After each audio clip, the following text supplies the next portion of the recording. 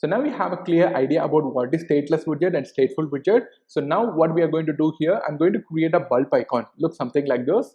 So when you tap on this, the bulb should turn on, and if you tap it again, the bulb should turn it off. Okay, this is what we are going to build here.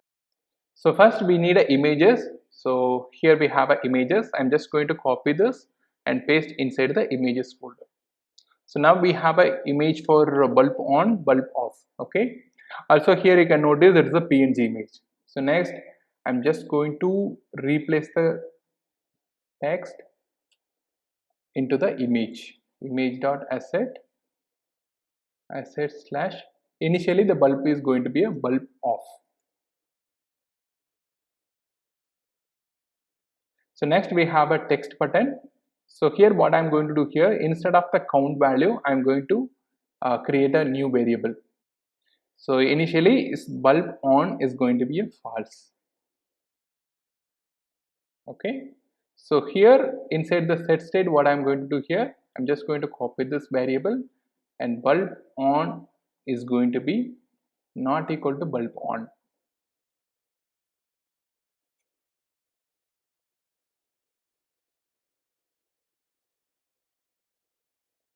So now you have clearly understand, right? So when the user click this button, if it is true, we are setting as a false. If it is false, we are setting as a true. Okay, that is what we are going to do here. So I'm just going to stop this and rerun it, because we have added a new image here. So that moment what we have to do, so we have to stop it and rerun it. So now you can see we are displaying the bulb images over here.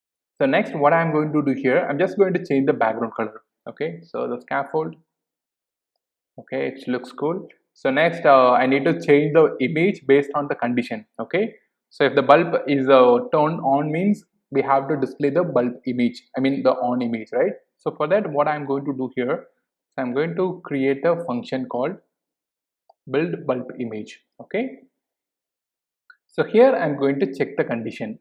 If bulb is on means, so I'm going to return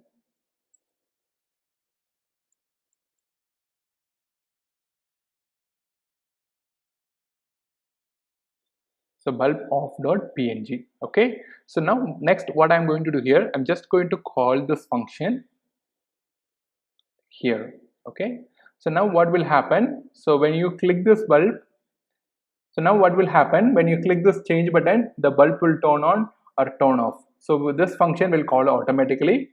So here you can see it's turning on, and if I do it again, so it's turning off.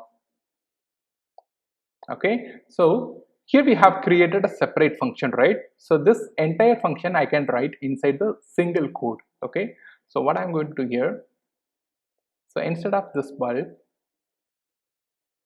so if bulb is turned on means, so this is the shortcut for writing the if condition. So if it is turned on, we are displaying the bulb image, otherwise off image.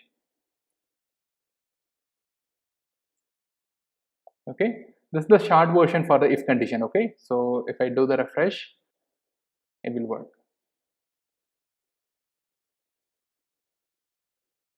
So now you successfully created the bulb app. So next we are going to learn some dark basics, then we will dive into the quiz application.